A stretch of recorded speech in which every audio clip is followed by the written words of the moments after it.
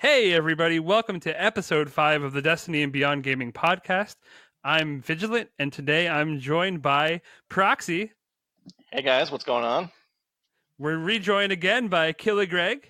Hello, hello. And today we have a special guest, our very first special guest, Snooty Wizard. Hi, Snooty. Hello, hi.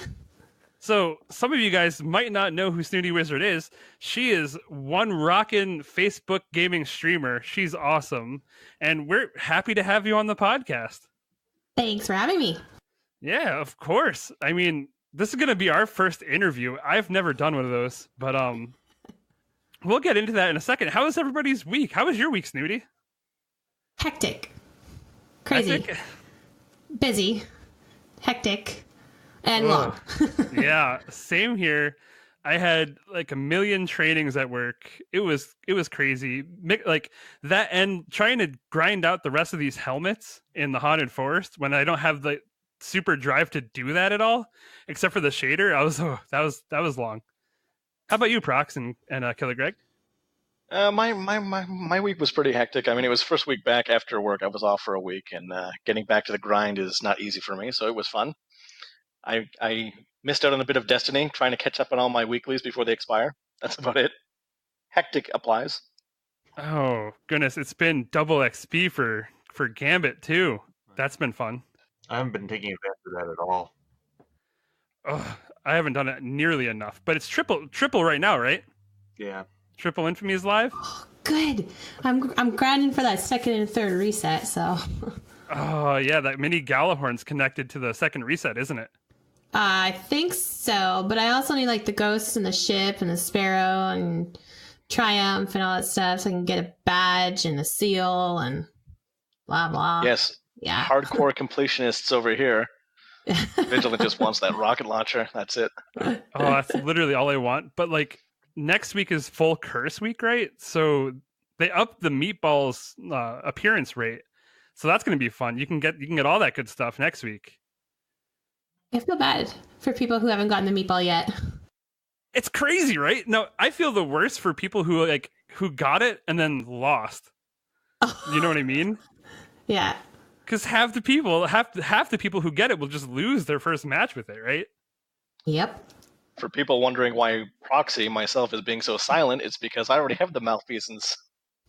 Yeah, I just got it yesterday. Yay! Hey, just in time for the buff to come in. That's right. That's awesome. How is it? I haven't used it yet. I have a particular loadout when I play Gambit, and so I'm gonna have to like mess around in PvE to see how it works first. So I was pretty lucky. I was playing a Gambit match last night, and I actually had, out of the 4 people on my team, 3 of us were using the malfeasance. And in a group, it's amazing because the slug shots for the explosion effect, they stack up, right? So just as long as there's 3 of you just gunning down random enemies, you clear them out so fast, and the damage is buffed for the primeval. It's great. The gun seems like it's a lot of fun, especially with the new buff boosting up the explosive damage, right?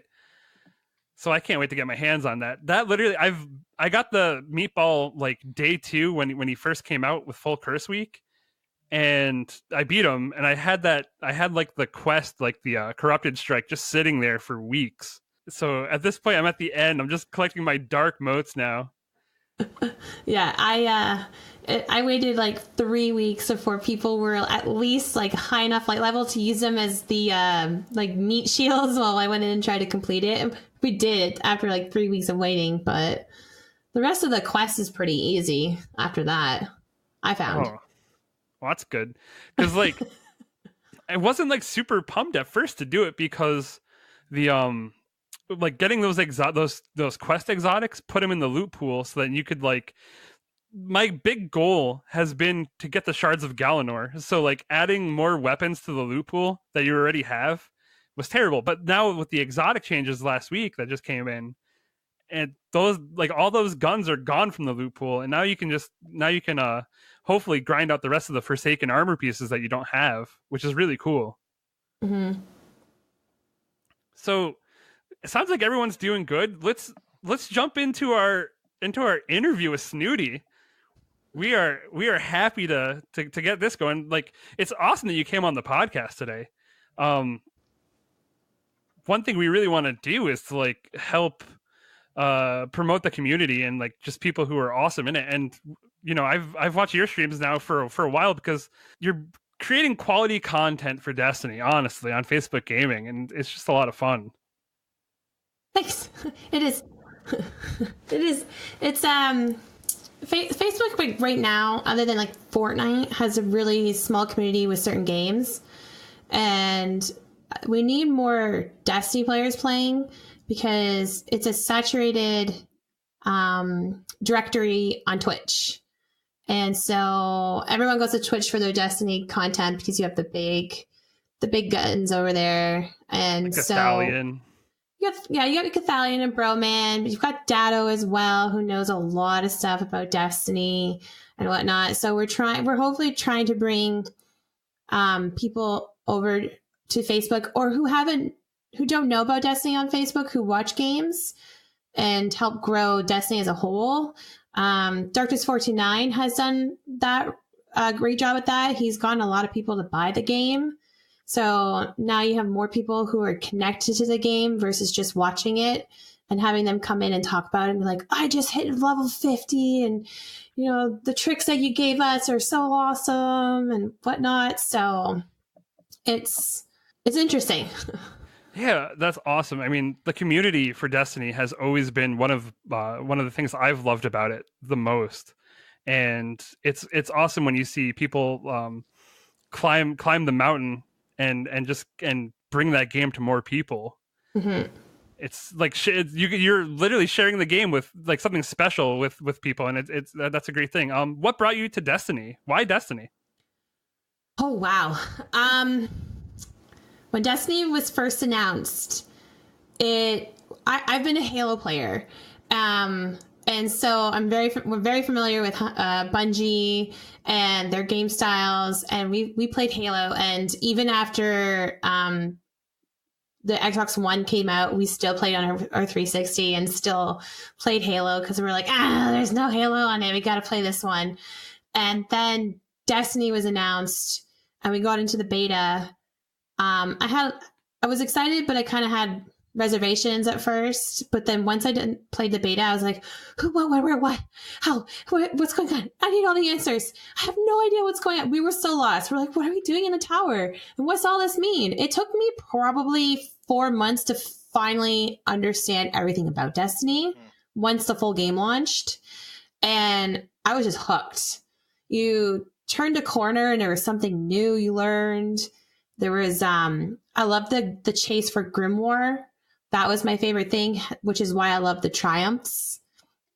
That's me. That's the hardcore part of me, is chasing that's the end game for me, is now going through all the triumphs and the lore and like, what can I get? And so that's me, like little side fun and everything. But it kind of had the old Bungie feel that they had with Halo in this game, at least for year one Destiny. And then after that, we all know what happened to Destiny. But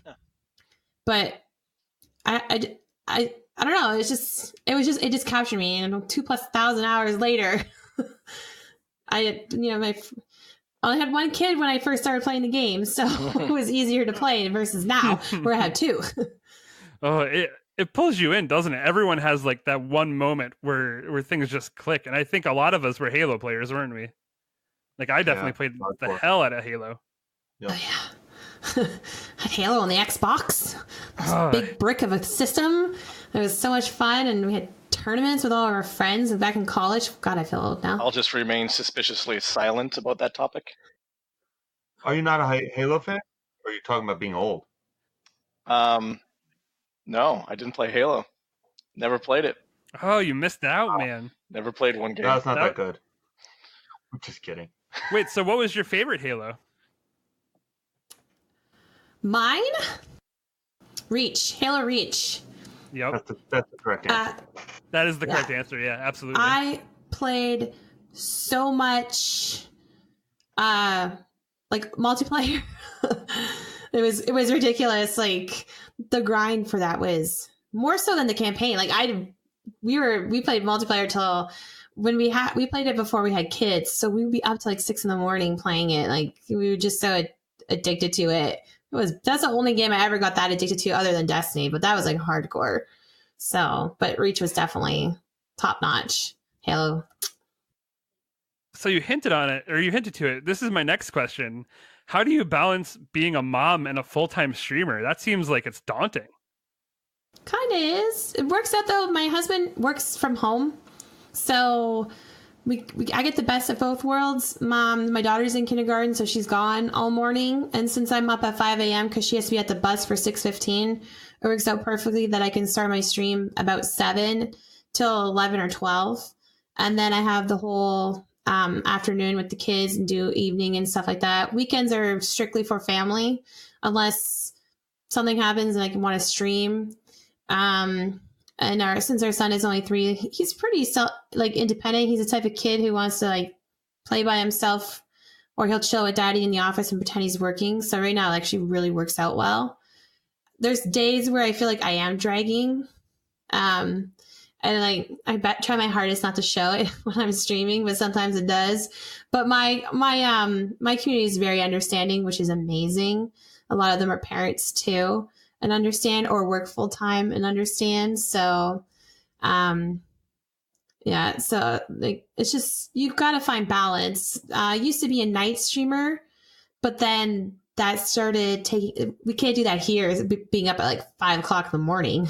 Can't stream till midnight and then get up 5 hours later. Because you get a rush after you've streamed, especially at nighttime, and your brain doesn't turn off. So it would take me about an hour to just relax and lying in bed for an hour, and you don't want to watch TV because you don't want to stay stimulated. And you're like, oh no, what am I going to do? So I switched it to mornings and it just worked out. So it'll probably be even better next year when my son goes to school full time. Oh yeah, that'll be awesome. So what are your thoughts? Like, I feel like the current state of Destiny is very conducive to having like a really good stream, because a lot of the events that you're going to do, a lot of these powerful things, like quests that you're going to be seeking, are like they're condensed, right? To like a few hours at a time, to where you can have like you can start off at the beginning of something and then really work towards the end of a goal, like towards. What do you feel about that? Like the current state of like where Destiny is and all that kind of stuff. I'm happy now than last year when Destiny 2 first dropped. We were so excited it drops, and we were just like, oh, like I played it maybe for about 2 months and walked away. Didn't turn it on. I couldn't. It was boring and it was repetitive, and it wasn't that Destiny 1 feel where you wanted to get on and chase your 10 heliums things on the moon, you know. And so to come back now when they dropped Forsaken is basically the Taken King. It saved year 2 of Destiny pretty much, and there's just so much to do. It was at one point it was very overwhelming because you're chasing the light level to get to the higher activities, which is the Dreaming City, because you wanted to do it so bad. Because I didn't even know what the Dreaming City was until someone's like, "Oh, the Dreaming City is amazing!" I'm like, what is this place? And then found out, oh my god, I unlocked it! Like, this is awesome. And now I'm starting to come down off that excitement. And because I've reached 600, all I have left to do is a raid and chase triumphs. So now it's starting to slow down, but realizing that in a month, not even, we're getting another content drop. Yeah, exactly. You know, right now we're finishing up this free content, and then we have our very first season's pass content drop coming up and whatnot. So I'm really excited about that. Just when you thought, okay, I have a break, you're going to get slammed with more stuff to do. And so I think Bungie saved themselves and they saved the players, which is great. Like, screw it. I don't mean to interject, but I remember that what you said, Snooty, about the Dreaming City and unlocking it. I remember that with you, Vigilant, because when we were first playing the DLC, I was like, oh, I finished the story. And you're like, did you get the Dreaming City? And I looked at my map atlas for like the whole system, and I was like, I don't see the Dreaming City. What are you talking about? I didn't even know what it was. And I was like, oh my god, it's so cool.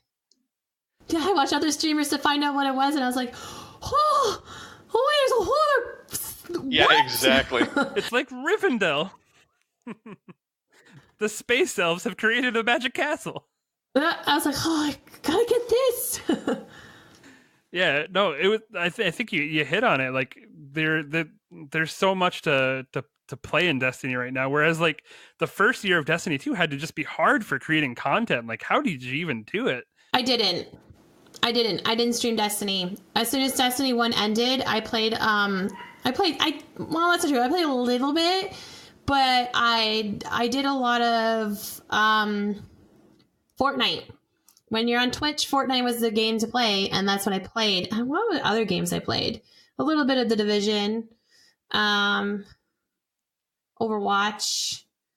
But I also went through a time where I didn't stream because we were doing our move here, and that was really stressful. So I kind of just walked away from streaming altogether for a little bit too, and then picked it up once we moved here. I think having a game that can be very visible on mediums like Facebook gaming, like Twitch, like Mixer, when people can see your game in like the top 5, like of currently viewed games, I think that's huge, and I think it's giant right now that Destiny is so very playable. By like, there's so many, like the dungeon that came out, like all the new quests, the new raids and stuff. Mm-hmm. There's a lot of cool stuff, right? Here's an important question. This might be the biggest question. Which class do you mean? Hunter. I didn't have to Hunter all the way. Started Destiny 1 beta with Hunter, played all Destiny 1 with Hunter, and continued in Destiny 2 with Hunter. I hate the Warlock jump. I hate the Titan jump. I hate the bulkiness of the Titans, and I'm slightly jealous of some of the Warlock aspects, but I love the sleekness and the agility that comes with being a hunter. Oh, I think the Hunter double jump is unrivaled as far as the jumps go. Triple jump. Oh, the triple jump. Yeah, even better. Mm-hmm. Are you loving the blade barrage? Oh my god, that's all I mean. I feel like Tether is good for some things, and I feel like I have a class, like I use each super for an activity that I do. Blade Barrage is pretty much my go-to PvE. Sometimes PvP, and then Arc Strider is PvP, because if a hammer is coming at you and you pop that super, that hammer is going right back at them. And that's my favorite part. I love watching them. They're probably standing there going, what just happened? How did I kill myself with my hammer? And you're just like, the first time I ever did that, like, I was like a little schoolgirl, like, oh my God, like, this is so cool. And then some of the new, like, other supers, I don't really use the void blades because they're broken. So they're neat. They're neat in PvE, but in PvP, their hit scan is broken. So you're missing out on a lot of great opportunities to use it. And I like it for the invisibility part, but Blade Barrage is my favorite. Yeah, I don't think you're alone in that. And when we go into our topic this week, I think you're going to see that might be a common theme. So Dead Orbit, Future War Cult, or New Monarchy? Dead Orbit. What? You're a space goth? Space goth since day one. I just love the shader. I don't know. I hate the big flashy colors. My friends piss me off by like one of my friends all pink. The other one wears a watermelon shader and like the other one looks like Iron Man. I'm like, guys are so ugly. Like my guns are all flashy, but I like the sleekness of the hunters, and that the black shader that you get, the shader you get from Dead Orbit, just fits perfectly.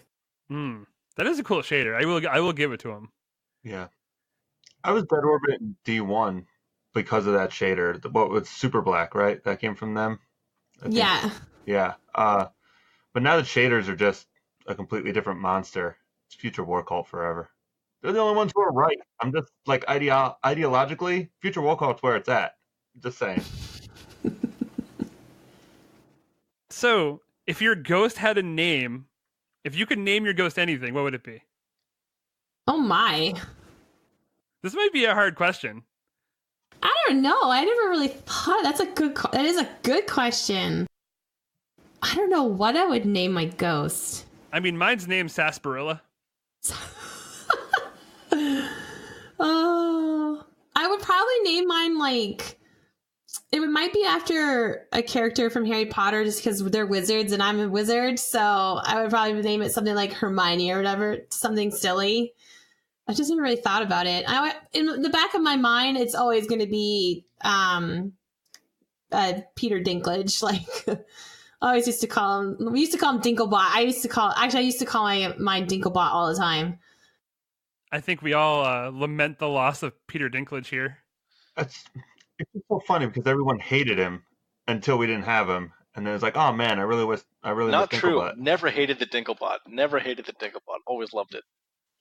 Yeah, I never hated him either, but I think it's because the new Ghost didn't have any oomph when he talked. Like that one scene when you're like, we woke in the hive, and he said it, and you're just like, oh, like we used to make fun of this scene all the time, and now I really miss him saying it. Like there's no meaning and feeling behind it when he says it.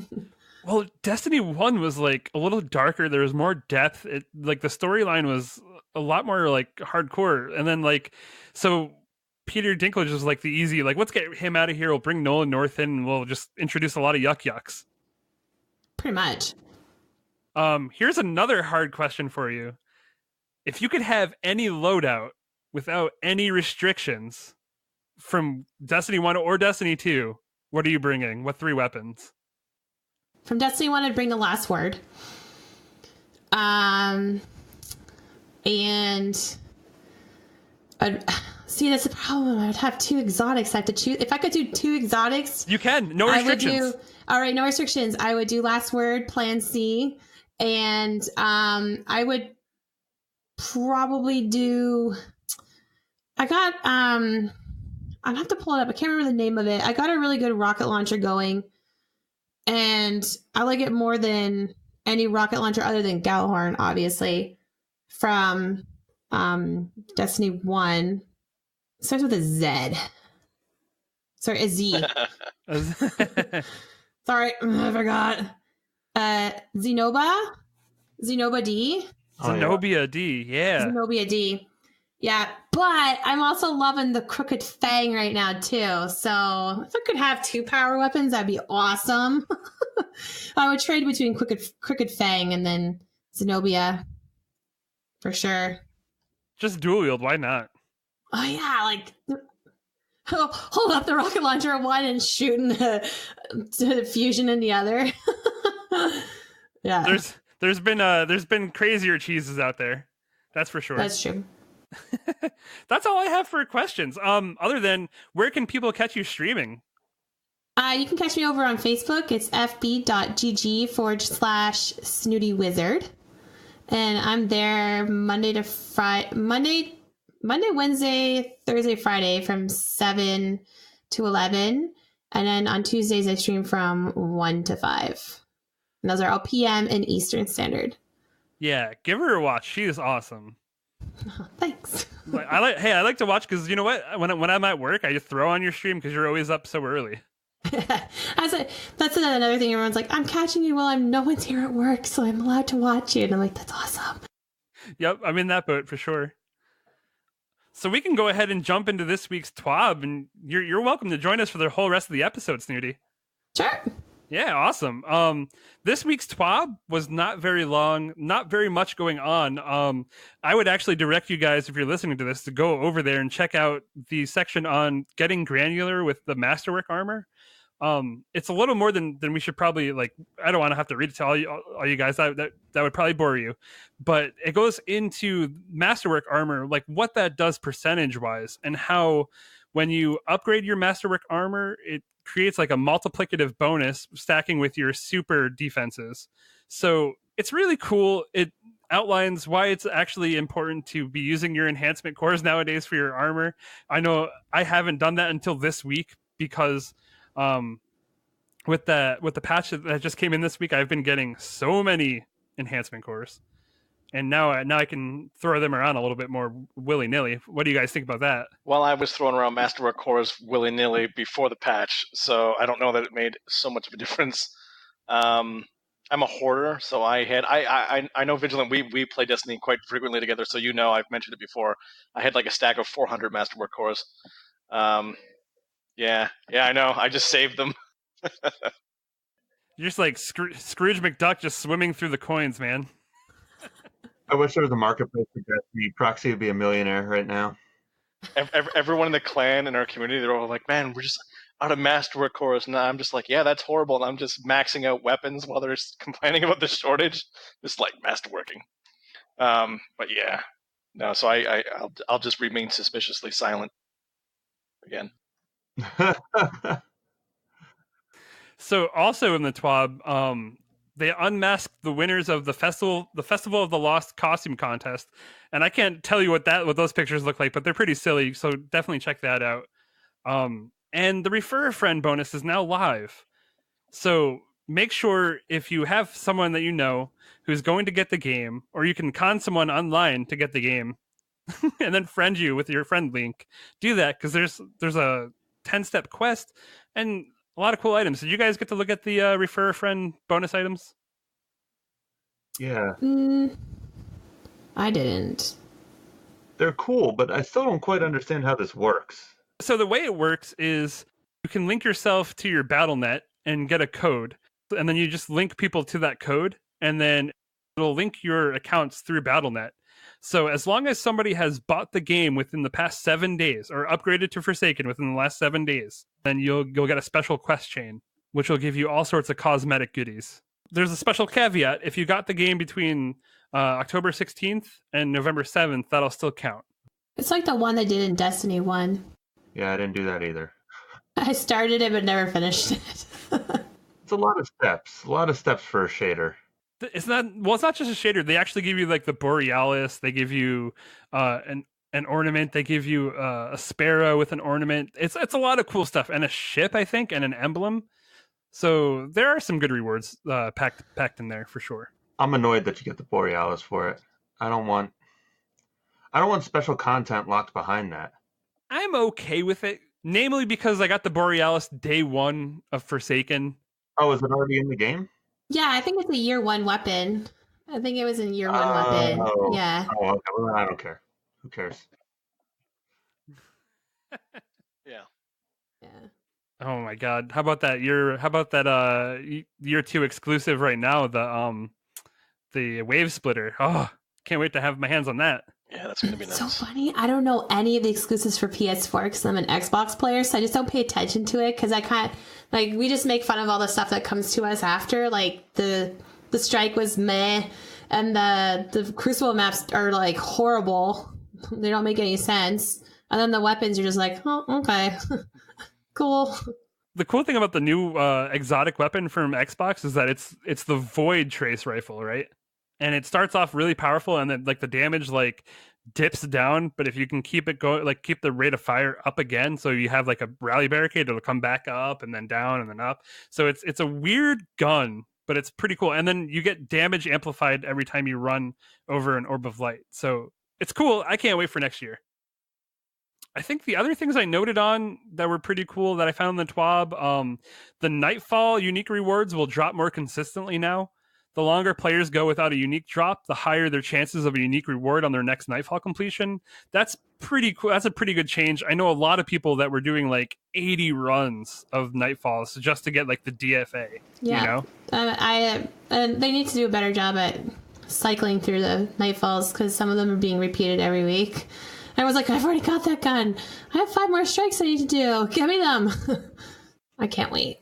Yeah, for sure. I don't think I have any of the Nightfall specific loot yet because it just didn't seem worth it to go grind it out. Like if I was gonna get one, I would just get it, but it didn't like a 5% chance on a DFA just didn't seem like it would be that rewarding. But I mean, maybe now that you have a stacking chance.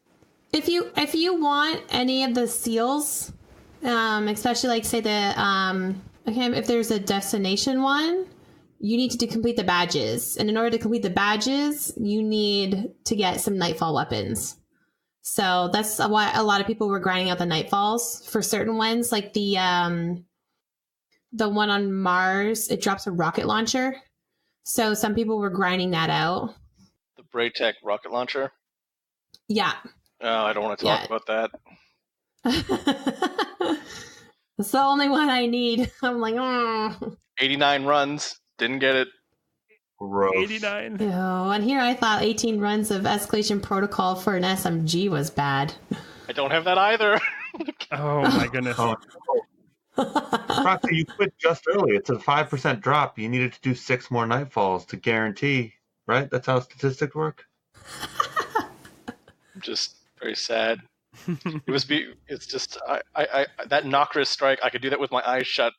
Well, we talked about that kind of grind like a few weeks ago on the podcast when we talked about like the reward not showing up after so much work. It can kind of deflate your enthusiasm for the game. But you know what? Someday we'll get all the loot and it'll be good. That's all I have for the TWAB this week. Honestly, the patch notes are cool, but we've gone over them last week. I don't know if you guys know, but till the 18th, Destiny's free on PC. What? Yeah. Yeah, they just announced it earlier. I didn't see that. That's huge. Yeah, I think because the player base is so small on PC compared to the consoles, they're trying to get more people to come over, and it's a good way. Yeah, that's really big considering that they just like dropped the price of Forsaken a few days ago, or like a week ago or 2 weeks ago. So that's crazy. So not only did that drop to $40, but Destiny 2 is now free, and there's a refer a friend program. Can you see the Smurfs yet? I might just Smurf the shit out of this. Kill a Greg, I'll make another account if you do, and then we can be friends. Oh yeah. Oh, I'm all about that life. Problem solved. Now I don't have to make any actual friends. That's right.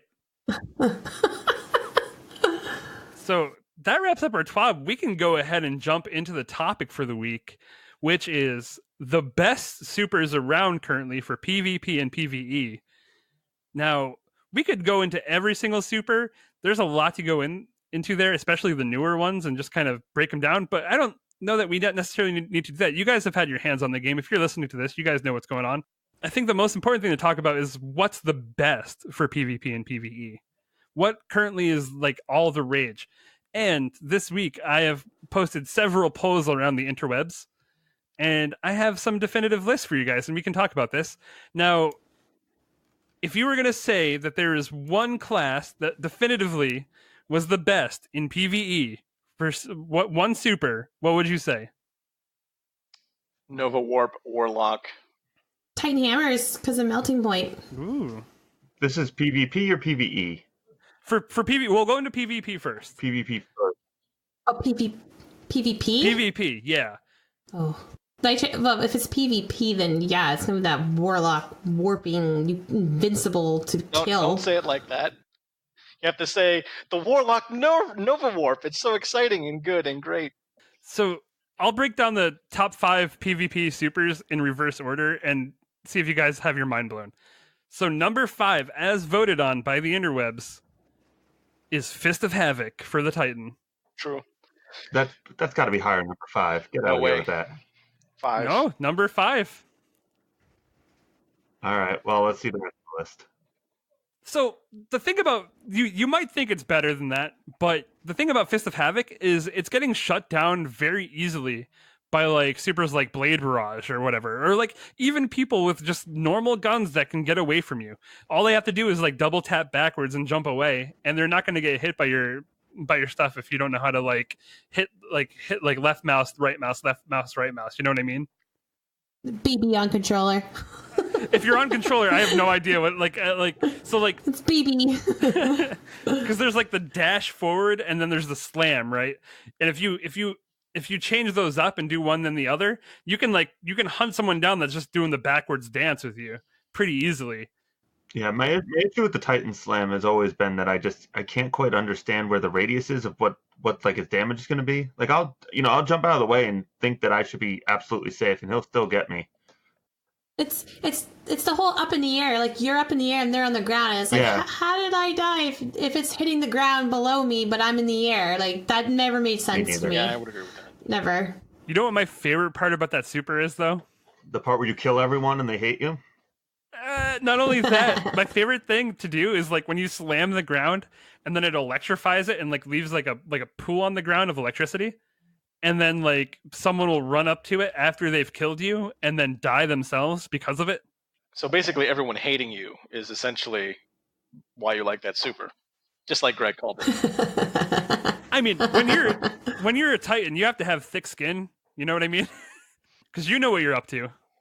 So number 4 is the golden gun for the hunter. Now, not the 3-shot, it's the 6-shot. So Way of the Sharpshooter is number 4. No way. Golden Gun's got to be like number 20. Yeah. Yeah, it goes by so fast. Like, by the time you pop it and you turn around, it's gone. Like, you have to be standing right in someone's face as you pop it because it goes so fast in PvP.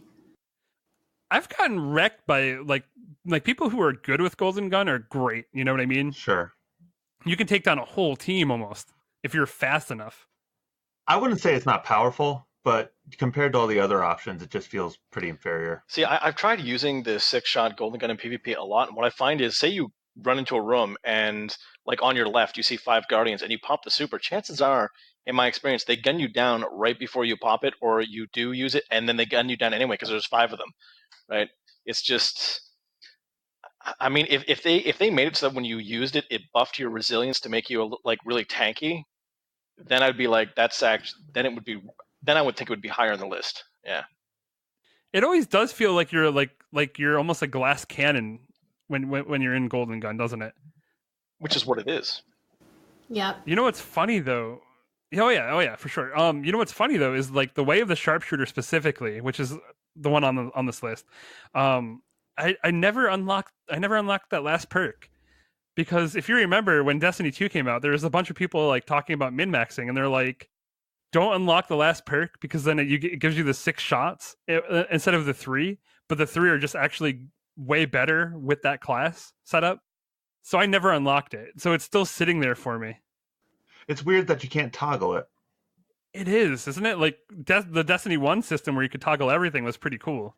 But this one like locks you in, which I mean, I guess it makes it way easier to have these kinds of lists, because you could never have a list like this if you had the toggle system, because like everything would be, there'd be like an infinite combinations, right? Like maybe not infinite, but you know what I mean? Like a lot. So number 3, Titan, Code of the Fireforged, Hammer of Soul. Hammer of Soul. Yeah. So that's the flaming hammers. That's the melting point Titan. Oh, yeah. It's so crazy good in PvP. It just lasts forever, and it homes in on you, and you're just, I don't know. I made a warlock. I have such envy for all these other people. I've just been getting annihilated by good supers for so long that, you know, you'd say the flaming hammers, and I just instantly get upset and defensive of warlocks. Well, that's a Titan one. The for Daybreak, the flaming swords, that was number 6. And I was kind of surprised that they weren't flipped, because I think, for me at least, it seems like Daybreak's almost better in PvP than the Hammer of Soul, but I guess not. People really like Hammer of Soul. But it lasts so long, and it almost tracks. I was going to agree with that. I was going to say for Daybreak, I usually destroy a lot of people in PvP whenever I use that. Like, I usually end up getting like 3 or 4 kills. So the crazy thing about these numbers is that there's not much separating them. There's like 4% of the vote went to Hammer of Soul, and then 2% of the vote went to Daybreak. And there isn't much, like there isn't much difference. Like the size of the pie is almost pretty even. Now, the number 2 favorite or best class / super for PvP is Blade Barrage. I'll agree with that, actually. Yeah, because I mean, I've taken out like 4 or 5 players with Blade Barrage in one shot. If you line it up, it's really good. It can be infuriating. It can be very frustrating, but at the same time, very rewarding. Oh, I think like when you see, it's so much fun when you see all those damage numbers pop up and then everyone just melts in front of you. And I like too if you shift your view really quick when you throw Blade Barrage, right? Like if there's a group of 2 Guardians and like 1 or another group of 2, you can hit both groups if you turn fast enough with Blade Barrage, right? Which is really nice. So I mean, it's like being on a Warlock and shooting 2 Nova bombs essentially, like going in different directions. Have any of you guys gotten the Shards of Galanor yet? No. No. Apparently, that it makes Blade Barrage even better. Gross. Yes, that's what I've heard, and I want it, but not yet. Yeah, if you kill like 3 people, it's going to return most of your super. Is what I've heard in PvP. Wow, that is absolutely insane. How dare they?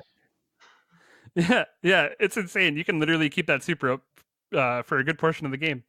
Now, number 1, with 67% of the vote, you guys called it right off the bat. Nova Warp. I called it. You mean Warlocks are on top? Sorry, I called it. Sorry. Oh, she got it too. Oh, did you? Oh, yeah, got that's it true. too. That's true. Yeah. A lot of you guys The called Canadians called it. We got it. We know what's up. Hey. No fooling our neighbors to the north. Thank God, honestly. So I'm garbage with Nova Warp, but I also just found out yesterday that you can charge your little explosion. I felt so inferior in PvP for so long. I'm just thrilled that everyone else is envious of us for the first time. Warlock's on top, baby. Woo! Now, the cool thing about Nova Warp is that if you have the Guaizen vest, it just lasts forever. That's the exotic chess piece for the Okay, Warlock. so I was wondering, I got killed by the same person twice. Like, he just wrapped around and came back. I'm like, how does he have his super for so long? Like, us hunters, I feel hunters are, gypped on length of supers. Because then you've got this Warlock just blinking around the map, lasting forever. Well, I Blade think Dancer lasts forever. I've had the same experience with Blade Dancer. with Raiden Flux. Yeah. Yeah. Ooh. Okay. I totally forgot about that. Because I have that. Yeah, it was really good.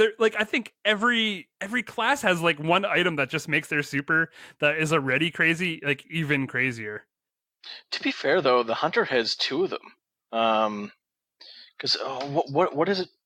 I think the one for the spectacle blades. Right. Yeah. Exactly. I think I just got it the other day. It's called. I forgot its name too. I'm so happy that you're gonna bring it up. It's gonna bother me if someone doesn't tell me. Guaizen vest. Oh, that for the Nova Warp, right? That's for the Nova Warp. No, that's for hunters. It's for the void blades. So which one am I thinking of for the Nova Warp then? No, that's right. You mixed it up. It's I mixed it up. Gets us that gets the chest piece that for every kill that you get with a blade, you get to goes into before going into stealth will restore more of your super energy. You see, yeah, I mixed it up completely then. I actually think I have that one, to be fair. It really does make a difference in PvP too. If you get kills with it, your blades last a long time, especially if you go invisible. Yeah, it's really good. The only thing that's I find is difficult with it is if say you're in Gambit or something and you invade or in PvP, if you don't get a kill on your hunter and you have that vest, your super will drain out very quickly. So you have to guarantee you'll get a kill at least right away when you cast it. So I mean but it's amazing. Now back to the Nova Warp before we move on from it. The thing I absolutely love about the Nova Warp is that it makes the Fist of Havoc from the Titan feel very 2-dimensional, because the Nova Warp has a crazy sphere of influence around it. You can be 30 feet above that thing. If they're blowing it up, you're gonna die. And you can just zip zop zoom around the map, and it's crazy. But that would make more sense because when you look at the Nova Warp, it almost feels as if they have some sort of orb around them when they do it, so that they're getting more diameter and everything when they go to use it, versus the Fist of I call it the fist of panic when you slam the ground, and it doesn't make any sense because you just see it all on the ground. I don't see anything going up in the air to get me. That doesn't make any sense. Versus like a warlock who's kind of floating. Yeah. So of course it'll be like a little bit higher above. Yeah, I agree with that. That's a really good point. I wish it was a little bit more visible.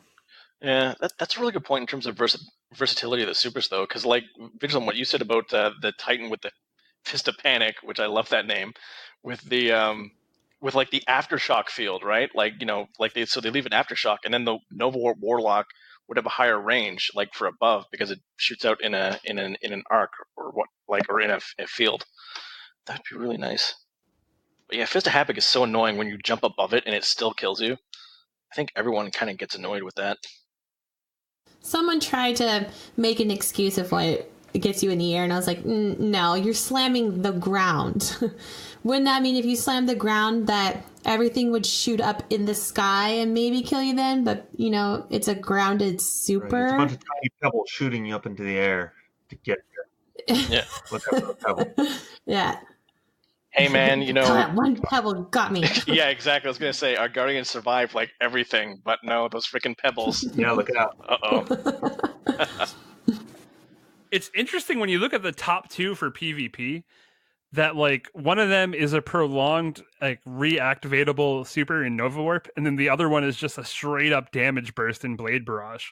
And like Blade Barrage can counter Nova Warp. It's like the one thing that can.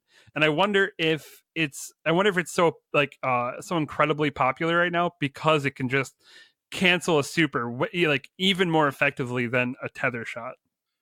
Yeah, I think it's because Nova Warp you're essentially blinking, right? Around the map. So if you were to use a tether, you'd have to make sure you do it right so that they're still in range of being caught by the tether itself. Otherwise, try to shoot it directly at the person. They could be there by the time you shoot it. They could just blink to the left a little bit. So yeah, can you actually Nova Warp out of the range of Blade Barrage? Because I don't think I've ever seen a Nova Warp do that. I'm really not sure about that. It all depends on how close to a wall you are, really. yes, You can get behind a wall when someone starts channeling that. I as a hunter have dodged Blade Barrage many times. I never see it coming. Never. Every time I'm like, what was that? Oh, right.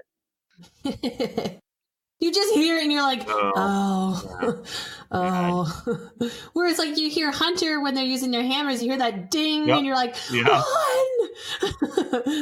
Same with Daybreak. You're like, because you don't really hear warlocks when they cast the supers, except for their Thanos super and Ticklefinger super. Their Void supers, you really don't hear it, so you don't really have a forewarning, just like the Blade Barrage. Yeah, Blade Barrage, you just, you hear the whoosh noise and then you're dead noise. That's about that's about it. And I'm always looking at the screen going, how many did you get with us? With that? Let me know. Yeah. I've only avoided it one time with a Titan. I like shoulder bashed like underneath them and got away from it. That's the only time. Otherwise, it's raining death all the time. Yeah, I was just going to say that if the best way to avoid Blade Barrage, in my experience, I've done it quite a lot actually, and it's to sprint right towards them. It's the only way. Unless they're on the ground, then you're kind of screwed. Either way.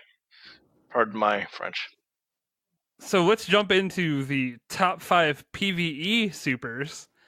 Number 5, and this one, this list ended up like a lot better. Like it's not one thing just taking completely over like Nova Warp did for PvP. Number 5 is Shadow Shot, Way of the Trapper. Yeah, definitely. Mm-hmm. Not in terms of damage, but just straight up utility. Yeah. Yeah. I mean, this makes orbs for the entire team. It fuels basically everything else everyone wants to do. Yeah, and I have absolutely no problem with that being at number 5 because most supers you want to use them against bosses or to clear ads, right? I mean, Way of the Trapper it doesn't have utility for that. It's just for giving other people their DPS supers, I would say. And I honestly think it's connected to one of the better exotics in the game in Orpheus Rig. That super is just super. It's super good. I mean, maybe you don't always want to throw a tether down on like a boss or something, but for clearing ads though, it's unrivaled, really. Comes in handy if you're doing the dungeon. Oh Oh yeah. It also comes in handy when you're doing escalation protocol. Oh yeah, definitely. Especially last week when we were doing all three, and you had the knight as your final boss, and just constant tether, and then all the ads just came in, and there was tons of orbs on the ground. Like nobody had an excuse to not have a super unless they died. Right.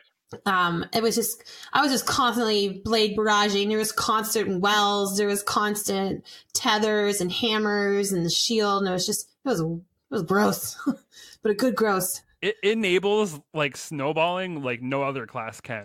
You know, I Yeah. have a question about that rank 5 though for Way of the Trapper. Is that specific? Is that just the super alone, or is it in combination with the Orpheus rig? Because I would think with the Orpheus rig, I would rank it higher. I have to say. So that specifically is just what are the best PvE supers, and like so I expanded on that and added Orpheus rig in there because I don't think you need to separate them. I think when you think of that in relation to PvE, it's so completely tied to it. Mm-hmm. Now, oh wait, you know what? To go back to that, the dungeon, like you said, I was only ever able to beat Dolan Karu because of Shadow Shot the very first time I went in there as like a 580. So number 4 is the Melting Point Titan, Hammer of Soul again. Number 4? Number 4. Have these people not played Gambit? Because if you want to burn that Primeval down really fast, Melting Point is like the thing you'd want to use. We melt our boss with not even 10 seconds with Melting Point, Well, and Blade Barrage. Like, interesting. I think the top 3 I think you're gonna see that they make sense too, though, because they're also good. But yeah, no, like Melting Point is so good against bosses.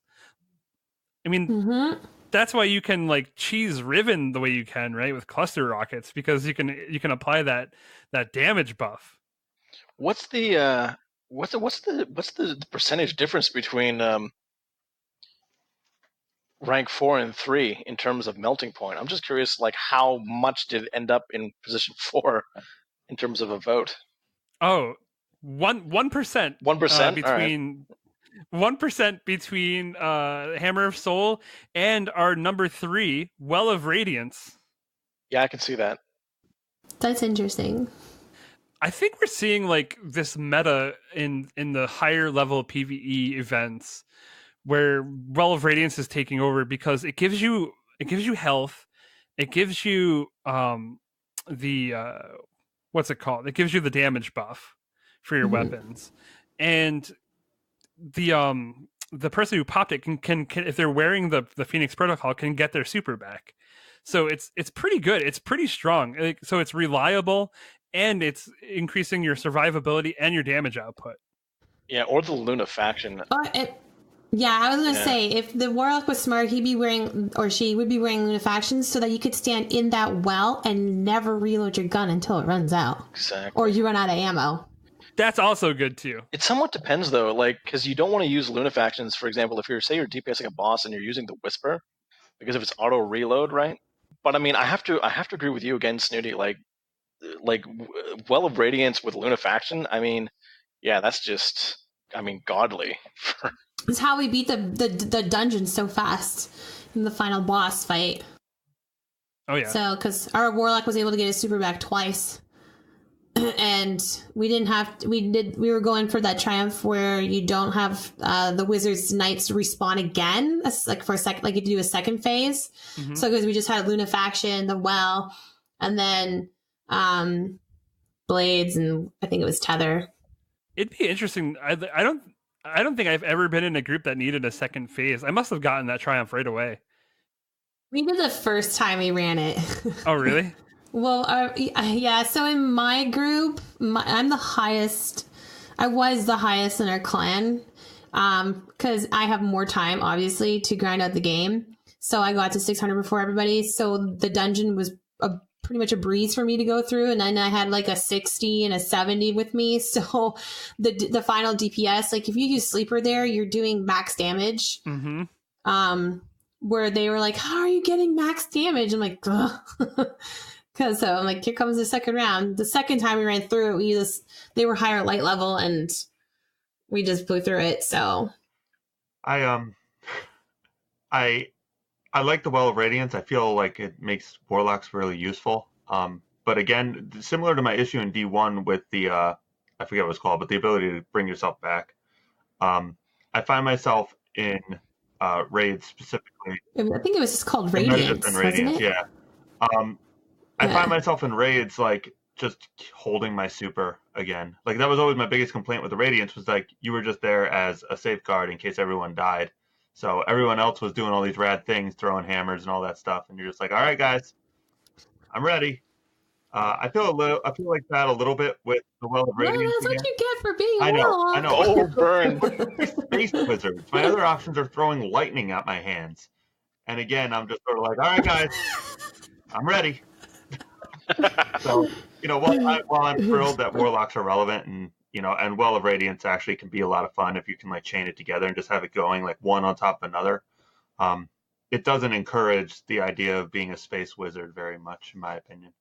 Just while we're talking about Warlocks and the Well of Radiance, I actually have to say that my most powerful Gambit gear and PvP setup is actually a healing Warlock, because I use the Starfire protocol to get double fusion grenades, and I because you can heal your allies and yourself with your fusion grenade or with your grenades, right?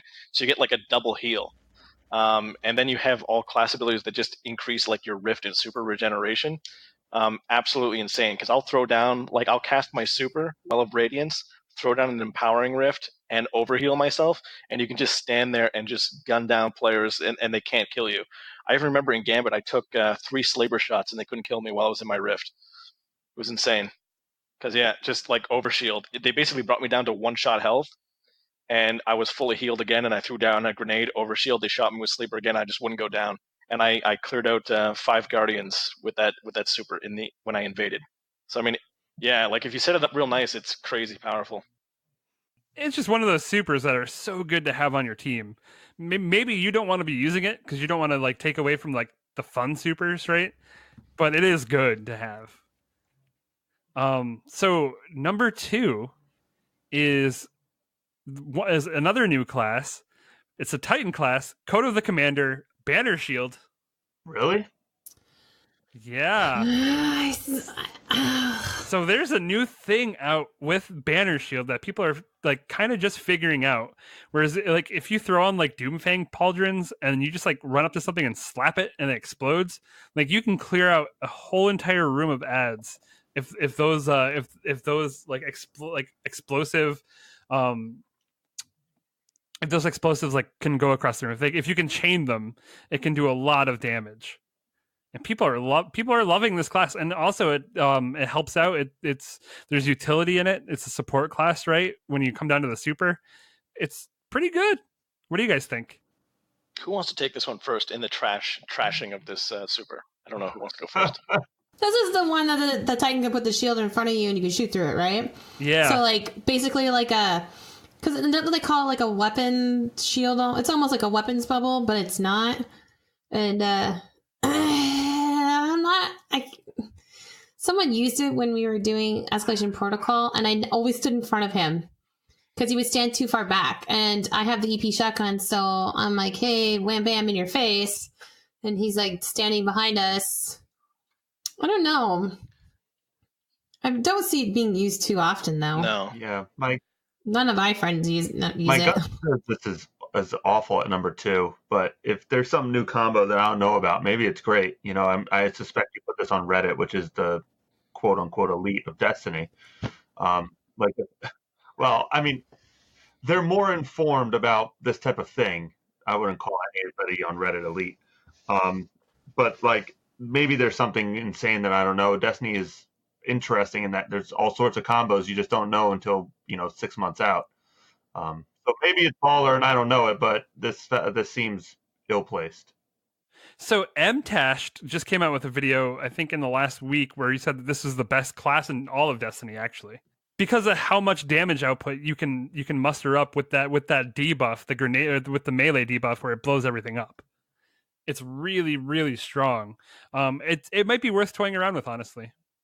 Speaking of what you just finished saying, I'm actually going to go into Destiny and try it and see if I can get that explosive chain melee ability to work better, because I've never seen it worked. I've never seen it employed very well. But the thing I am going to say though, talking about this super, I entirely forgot about it, because for PvP, I remember using that in PvP all the time, and it was amazing. Because when you cast it, you just basically you can put up the overshield, run up to enemies, and they can't kill you. And you can just push them back, take out an entire team, and if you have people shooting through it at the same time, it was very powerful. So I'm surprised that wasn't higher on the PvP list, to be fair. And I mean, with the Doomfang pauldrons for PvE, yeah, I can see it being that high, being up on the list. But I mean, we're talking about supers, so like not the utility of the subclass, but the overall just the super itself. And I'm gonna have to agree with Greg on this one, saying it's ill placed for the super. Yeah.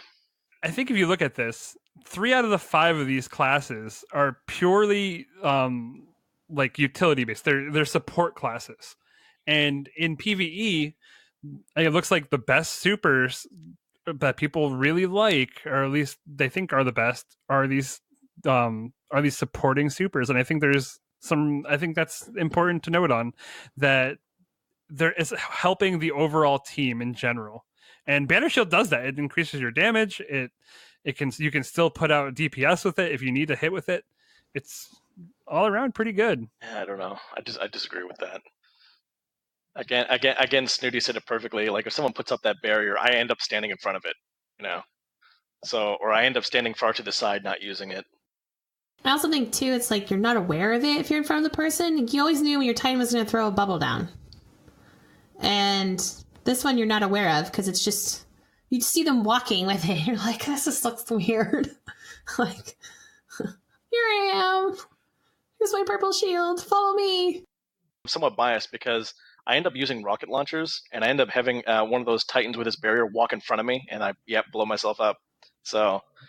Yep. Yep. So number 1 for the best PvE subclass super is the Blade Barrage. Yeah, number 1. People are loving it, and it won out by 5%. So a lot of them were pretty close, but people love Blade Barrage. It's in a very good spot. Like I said before, Shards of Galanor makes it incredibly powerful for clearing ads. Yeah. Weird.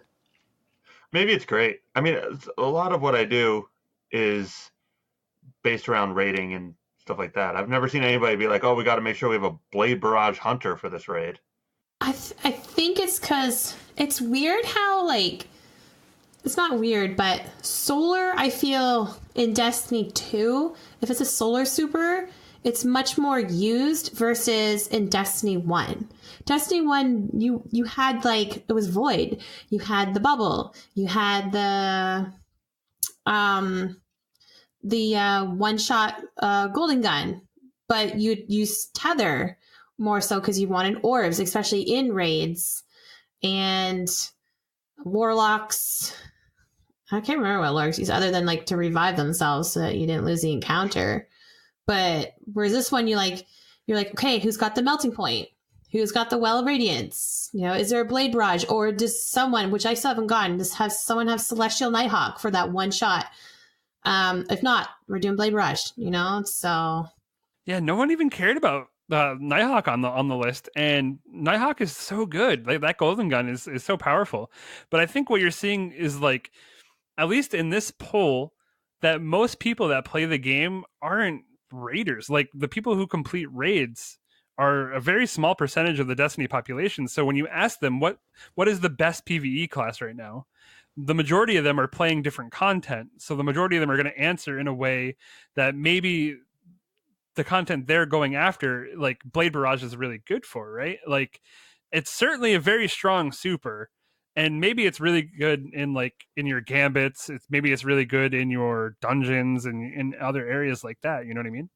When you have the Titan go up in melting point and then you use Blade Barrage because it's fire on fire, like the boss is just going to keep burning. And then you're using heavy or whatever gun you're using, like shotgun, and you're up there, especially if you're using the EP shotgun. It's because like you said, a very small percentage of people raid. So But when you do look at the raid, they ask, a lot of people will say, do we have a warlock with Well of Radiance? Because the damage output is very important in the raid and everything, versus like it can be whatever you want in Gambit, whatever you are comfortable with. Like on our team, we have someone who actually uses the lightning chain warlock super to clear ads, so they can create orbs and get the moats down faster. I call it tickle fingers. Yeah, and whatnot. So it's, or are you just doing regular PvE stuff? So I feel like that's maybe what this poll is coming from, because some of those I question. I was going to say, it's a very different thing if you ask, like, Super's PvE, PvP, but even for PvE, you have to think, ad clear versus like just yellow bar enemies and bosses. Because I mean, the supers you're going to use on bosses are entirely different from what you're going to use on ad clear. Like that's just an entirely different thing. Because I mean, for bosses, it's straight up going to be like, I don't know. Like, Snooty, you made a good point. I don't know, like Melting Point and Blade Barrage. I don't think I've ever witnessed that done on a raid boss. I'd be curious to see what the damage output is like that versus, say, Melting Point and Celestial Nighthawk. We use, if you've done the raid, in the third encounter with the big ogre, I forget his name, we do the strat where you're standing behind him instead of standing in the front, and you can melt him in seconds when you have Melting Point, Blade Barrage, and Well of Radiance. It's insane. And then everyone using shotguns or like a high DPS weapon. Well of Radiance they use when you're doing the second encounter with what is up top.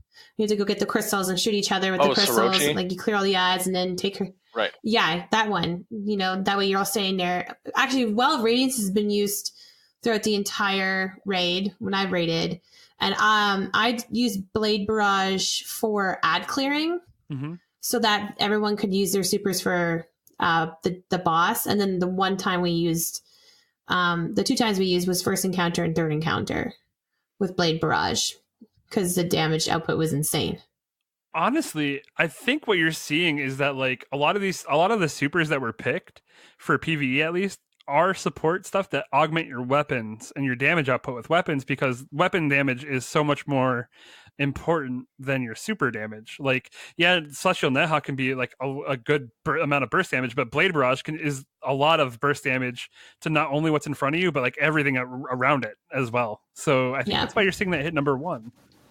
Yeah, I mean, it totally makes sense that it's number one. I mean, I think out of all those, I would most likely end up using that as well. So I think that wraps up our on-topic segment. I mean, we could go into all the supers, but that would take all day. Some pretty fun stuff, though. I mean, that was kind of eye-opening. I definitely wasn't expecting like Banner Shield to be up there. For a while, it was sitting at number one, honestly, for the PvE list until Blade Barrage got like an influx of votes out of nowhere. But I think Nova Warp being on top of the PvP makes absolute sense. That wraps up our topic, though. We can go ahead and jump into questions. Are you guys ready for questions? I love questions. So this week, we only have a few questions. You guys, if you're listening to this, go ahead and jump on our Twitter at DBG Podcast and ask us anything you want, from Destiny to general gaming to just any kind of question. We'll answer anything. If we think it's a good question, we'll pull from it. We'll talk about it on the podcast. Hit us up. We got 4 questions this week. Our first question is from Instagram. It's from Advent of Light. Asks, how do you get new exotics? I've only gotten 2 since Forsaken, and I play a lot. I can go first on that. I mean, my best effort has just been to, offer a few sacrifices to the RNG gods, but they don't seem to be taking my favors, or I'm using the wrong kind of sacrifices. So that's I'm not getting any exotics. No, Killer Greg, didn't you just tell me that you got like an influx of exotics the other day? Yeah, I've gotten 2 since this new reset or the update or whatever it is. I think they increased drop rates across the board personally. Like, I know that's like results oriented thinking. I got 2, so obviously it must be across the board. But I mean, in all of Forsaken, I had gotten 2, and now I have 2 brand new. I got the Cerberus +1 and the Queenbreaker. Queenbreaker? I think that's it. The Queenbreaker. Yep. So like they were 2 things I didn't have. They were both from Forsaken. I've gotten them in the last 6 days. So my gut says your prayers have been answered. Bungie's handing them out like candy. It's a Halloween thing. Yeah, just keep on playing. You'll get them, especially now with the duplicate protection. That's out. Yeah, definitely. Just keep on playing. You'll get them. Trillium Nye from Facebook asks, do you think they should bring Blink back to the Arc Hunter subclass? Yes. Take out the Void Spectacle Blades and put back in our... or no, take out... yeah. I miss it. I really do. I miss blinking. Blink is a lot of fun. Yeah. I miss it a lot. Does the Warlock have the only access to Blink right now? Doesn't the Void Hunter have a blink? You kind of do a somersault to go. Like, it's not... No. No. The arc blink. That was pretty good. I mean, it's strong. It's very strong. I think every class should have at least one blink or something along those lines, just because, I mean, that's a whole PvP playstyle, and why not like allow every class to try to take advantage of it? Titans are not allowed to have a blink. Just they're not allowed. Well, they have shoulder charge. That's almost as good. Okay, give them a blink and take that away. Then no, actually, don't take it away. The real thing is, like, shouldn't hunters have like a one-shot melee kill? Yes.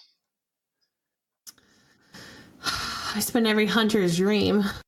I swear, throwing headshots, like throwing knife headshots, should be a one-shot kill in PvP. Absolutely. The knives on the Blade Barrage are not so good. I mean, in PvE, they're great, but in PvP, you're just like, what happened to my knife? Like, where's the damage? Like, half your shield is gone. Oh. That's right. Oh, I got shotgunned once. I took down that Titan's half his shield, and then he just punched me in the face, and all my health went away. I'm dead. Exactly. Yep. Oh, retold tale. That's a thing. I forgot. Idealistic from Instagram asks, what are your thoughts on Trials of the Nine not being in season 4 or 5? Sorry, he had that wrong. Good. It needs a rework. It needs to go back to Destiny 1. And I don't know why they tried to change it. As I didn't play Trials, but I have a lot of friends who did, and they stopped playing Trials because of the 4v4 didn't make any sense, and the way that Crucible is right now, or was then. Hopefully it's getting a good overhaul. Do you think we need to go back to like 3 people, like 3v3? Mm-hmm. I don't know about going back. I kind of lean that way, but I'm all for them taking as much time as they want to work on it and just refine it and get it working right. However they decide to do that, as long as it's good, that's all I care about. It's the Crucible's endgame, right? Yeah. For those who want to prove that they're the best, and a lot of them weren't proving anything when it first came out in D2. It'd be nice if they had like some sort of protection involved where they could like stop people from like manipulating the matchmaking system too. And I wonder if they're looking at that as well, because I know like cheesing Trials was a thing. So yeah, I'm happy that they're working on it. Mm-hmm. I'm happy that they're working on all the things. Like, I don't mind that the rallies are gone either, that the clan rallies are gone either, because like or the faction rallies, fix it all. You know what I mean? Like, if it didn't work, make it better. You mean the Lost Sector rallies? Yeah, exactly. Yeah, it sucks that it was tied to like the Lost Sectors, and people were cheesing it, and then people got mad when they gave you a cooldown.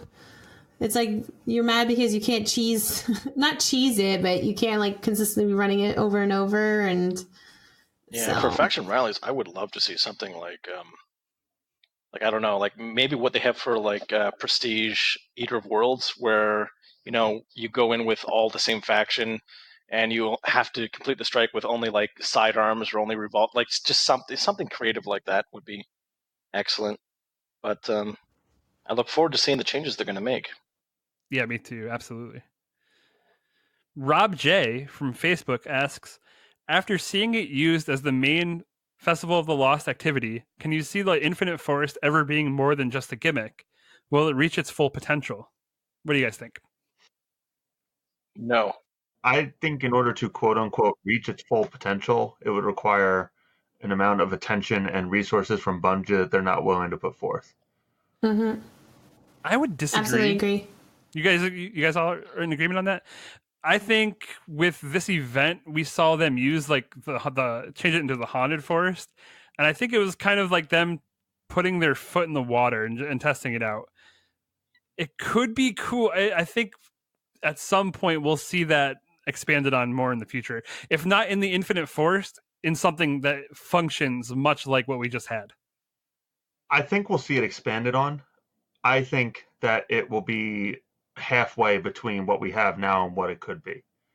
Like, in order to make this special, it needs its own loot pool, it needs its own bosses, it needs like an actual level of commitment, not just more. I mean, realistically, how many people played the Haunted Forest after the first week? I mean, I didn't. I don't want to speak for everybody, but I know a lot of people didn't do it at all the second week or third week.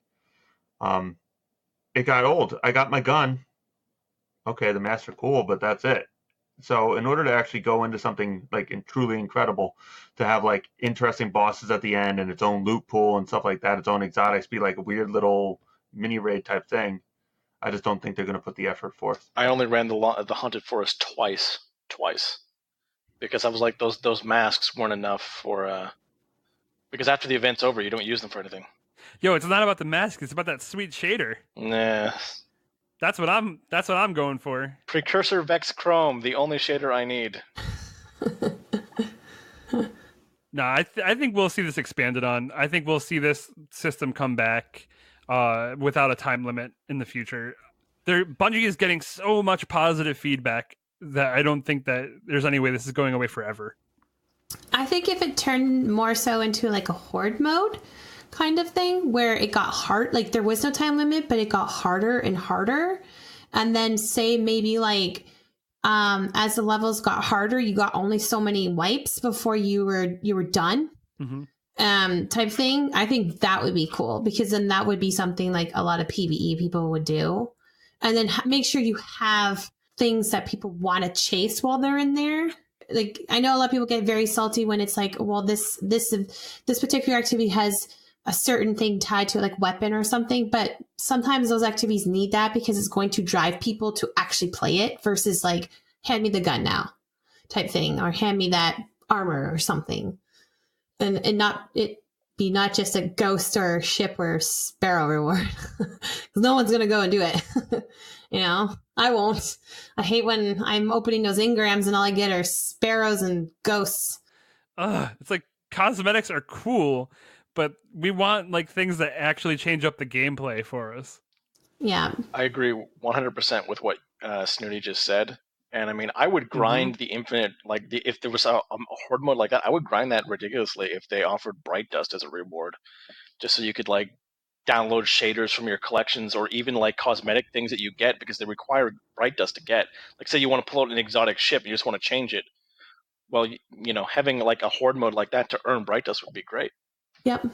I think that'd be cool. I've seen a lot of people, especially on Twitter, talking about that, how they love the idea of the Infinite Forest being used like that, because no one does to strikes. The second you see a strike, you load into Mercury and it says strike, a lot of people leave because it's like, it just takes forever. But it'd be so cool if it was turned into something like that. To your credit, Killigreg, I will say that there is credibility to what you said in that Bungie might not just put like the effort in to make it good, because like if you look at EP was really, really strong. It was a really good event, got people pumped up to grind and play Destiny. And then we got the Blind Well, and I don't know about you guys, but the Blind Well, like in the end, like it's neat, but it's not as engaging as you'd want it to be to really last as an event going like months and months. I'm still grinding EP for guns I've yet to get, and there's only like 3 of them, right?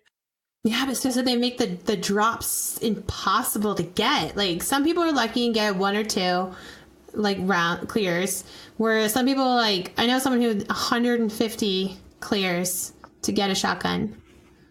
And I was like, whoa. Yeah, so many. and Still don't have the SMG. And it wasn't consecutively. It was just like in total to get the shotgun every time it was that week. He grinded 150 clears and finally got it.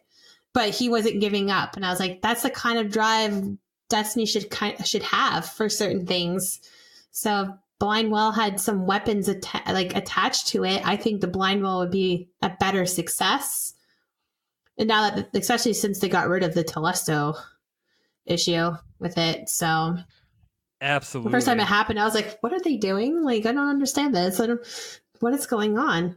Why are we beating this so fast?" And then they get to the boss and they have no idea what they're doing. I will definitely say that Blind Well is certainly no 9-man EP with just ridiculously like supers going off so crazy causes your screen to shake. Mm-hmm. I remember like the second week of doing Escalation Protocol when you get 9 people in there, and it was so hard even with 9 people, like you'd barely get it done, and you had like shadow shots going off, Nova bombs, just like chaining 7 Nova bombs just one after another. That was so much fun. Like I would love to see another like literally 9 Guardian events like that in other places in the world. That would be incredible. Yeah, EP was so welcomed. So I'm hoping that they take that and make something just like that. So will the Infinite Forest ever be more than a gimmick? Probably. They'll probably implement it more in a more official capacity in the future.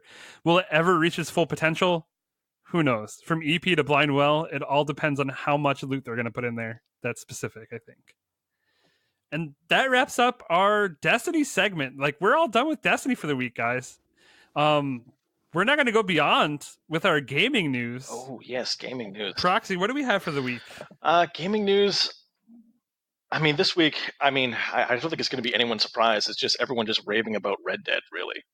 So, I mean, that's what we have for a lot of gaming news. Also, the Anthem, for anyone who's into Anthem, or knows about it, the gameplay, they finally released a gameplay video of that came out November 1st. It's 21 minutes long, and they go over all the classes and the world, which was quite... it's a 21-minute gameplay video. They show off 4 suits that the players can wear. They're called javelins. So that we finally got a good look at their super abilities, which ties in nicely with our theme this week. I feel bad. I really didn't want to talk about it because I don't want to spoil the video for anyone, because I watched 15 minutes of it. I didn't watch the final 5 minutes, which was a large amount of commentary about specific game mechanics and systems. But I really just recommend to go watch that if you have, because they answer a lot of questions because they weren't releasing any information about it.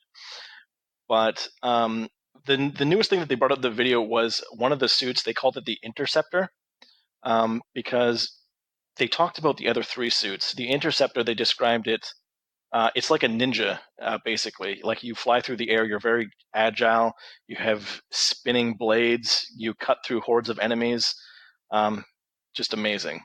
I don't know. Like I know, Vigilant, you're excited for Anthem, or I mean, your excitement is somewhat building from a skeptical state that you had initially. What about Greg and Snooty? Do either of you into Anthem or listening to the news about the game? I can't wait.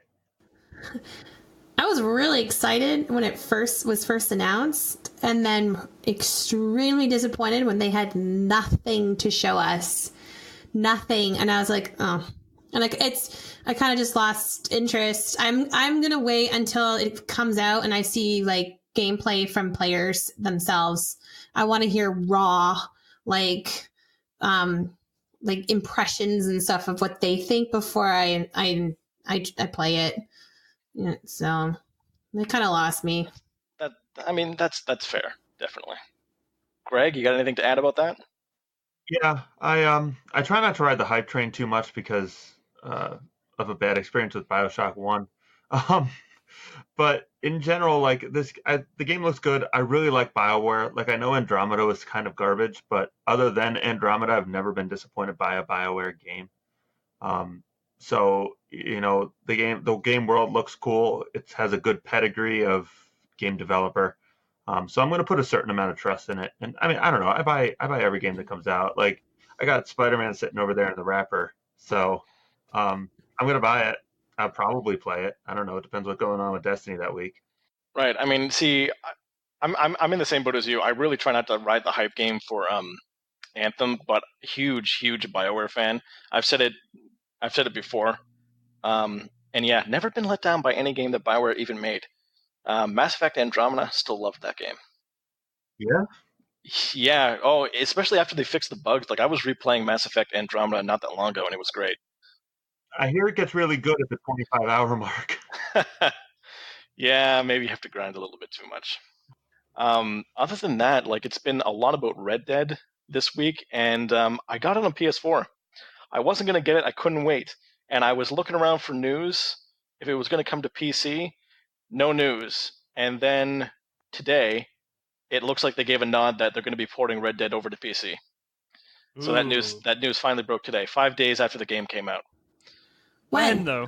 They didn't say. They didn't say. It's just that they released a hint that they said it's probable that the game will come to PC. And I mean, for Rockstar to say that, that's pretty good for Rockstar. Someone said that if it were to come to PC, it wouldn't be till for like at least a year. That makes a lot of sense. Yeah, I mean, for me though, I could have waited. I mean, Grand Theft Auto took over a year and a half to come to PC when it first came out on consoles. So I mean, they definitely take their time, but I think I might get it on PC anyway because it's incredibly worth it. So yeah, like I was gonna say, like you've had hands-on for like a week now. Snooty, I know that you just started playing today. How is this game? What are your first what are your first impressions? I love it. It's silly. It's so much fun. It's like you have to choose. Do you want to be a good person or do you want to kill somebody? And if you kill them, then you get a bounty on you. I got my first bounty in 4 hours, and I got 2 bounties. And it was just like I stole a horse, and then I kicked someone off a cliff. Kick someone off a cliff. Yeah, I had to choose like to save him or toss him off. And I was just like, I don't want to toss. I stepped on his fingers and crashed him, and he fell. And I was like, ooh, this is so awesome. And you get to like, rob trains and bang. I don't know. I like it. I'm excited for what's to come because I have no idea what's to come. I watched maybe the first 20 minutes of it in a stream and said, nope, I got to stop because I really want to play this game. And I haven't been disappointed yet. I know the guy you're talking about, the cliff. I saved him. I can't be bad in video games. I was really upset. I didn't even get a bounty until I think 20 hours into the game. I'm such a good person in video games, contrary to real life where I'm a huge jerk. I know, like I could be like I played Life is Strange, and people were pissed at me that I got someone killed in it. Kate? Yeah, and they're like, you shouldn't have let her commit suicide. You're evil. And I'm like, I had to throw a good twist into this game. I was getting too good two-shoe for me. Yo, I did everything I could. To save her. I love being a rebel in a game. It's too much fun. I am such a good person in games, except for when I play with my friends. I have a nasty habit of liking to kill my teammates. Did you choose to save the town or to save what's her face, Chloe? Right? I think I can't remember what I chose. I think I played this game in like year. Did I save Chloe? At the end of the game, I was like, wait, this entire game's about how much this town sucks. So I was like, so long, suck town. Yeah, I think I saved Chloe. And no one was mad with that decision, but they were really mad when I let the girl commit suicide off at the school in the dorms, and I was like, I tried everything I could to save her, and she splatted on the ground. There was no hope for me helping her. I didn't understand her needs at all. No, I don't think anybody did. Anything else, Brax? Well, two little nice little I thought curious things. Apparently, League of Legends, they had their I believe it's called Worlds Championships, and they came out for apparently it was the most watched game event in history so far that we have. So I mean that was pretty cool. I've never played League of Legends, so I don't understand the appeal of it. It's fun. It is fun. I play a lot of League. What makes League so appealing is that similar to like an actual professional sport. While the minutia is interesting and like deep, the actual premise of the game is so simple that anybody watching can get a basic idea. These people have to get here. Those people are trying to stop them and do the same. So League really lends itself well to casual watching. Interesting. That game has been like leading the way in esports for a long time now. It's exciting to see that grow so much, and like streaming grow so much. Like Snooty here, you know, like it's the gaming hobby is just becoming so big, and it's really awesome to see. Especially since like when I grew up, like not everyone was a gamer. It was kind of looked down on for a long time, and like in my childhood, and then now it's huge. It's awesome. $1 billion industry. Yeah, and it's like I was like trying to explain this to my uncle because he doesn't and he's like, because I was explaining to him like about Ninja and everything and the success, and he's like, I don't understand, how does someone make so much money playing video games? And I'm like it goes to say, like, why do people spend so much money watching people play sports, or or go to see a play, or it's all entertainment. So doesn't entertainment come in all different forms? And it's up to, not everybody's going to watch football. Not everyone's going to watch a video gamer. But we've all video gamed one way or another in our life. Like my uncle he had Atari and he played a lot of computer games. So he has a connection there, but he just didn't understand watching someone do it. He's like, when I could be doing it, I'm like, that could be said a lot about a lot of people who think that they could play sports, but maybe can't. So they watch it. It's the same thing. Well, I mean, that's a really interesting point. I mean, that makes me think about like going back to like Bobby Fischer when he was playing chess. Like, I mean, that captivated entire countries in the world. I mean, and it was a chess game, right? I mean, there's a lot of video games that we play now, like StarCraft or League, where you could say they're strategy based, right, and experience skill based. So it really is the same thing. If you like, it's a lot of expertise and strategy. I can understand the appeal in that capacity for myself. One of the last little notes that I found that I thought was kind of interesting: Assassin's Creed 2. It's been touted as one of the games you have to play before you die, and one of the most revolutionary games in terms of functionality it brought to gaming. For example, like combat systems, like they have like a lot of like one button click counter or like kill moves, or I should like animations in combat, and that wasn't really around in gaming at all until Assassin's Creed 2. I didn't realize that. Neither did I. That's huge now. I thought Arkham Asylum was the game that really pioneered that, but Assassin's Creed 2 might have come out beforehand. That game's phenomenal, Assassin's Creed 2. I really dislike the Assassin's Creed series, but that Assassin's Creed 2 it might even be like a pinnacle of gaming. Apparently Odyssey is pretty good, which just came out like, a month ago? The last one I ever played was Assassin's Creed Black Flag. I had played all of them up until that point. I stopped playing them because I thought they were kind of like diluting they were just releasing so many Assassin's Creeds. It got dull very quickly, I thought. But definitely Assassin's Creed and Assassin's Creed 2 was I remember first playing Assassin's Creed 2. It was amazing. I just didn't realize like what an impact it had until I saw like people talking about it, and this article came out. I thought it was very fascinating. I love when people push the bar forward, that's for sure. Exactly. I think that does it for gaming news and for the podcast. We're all done. That's the end of the episode, everybody. We made it. That's episode 5 in the books. Thank you guys for listening. If you guys want to get a hold of us or check out more content, you can find us on Facebook and Twitter at DBG Podcast. I've been Vigilant. Snooty, go ahead and sell yourself completely. It's pretty easy. Like I said, I'm at fb.gg/Snooty Wizard, and I'm Snooty Wizard on Twitter. Like, it's that simple.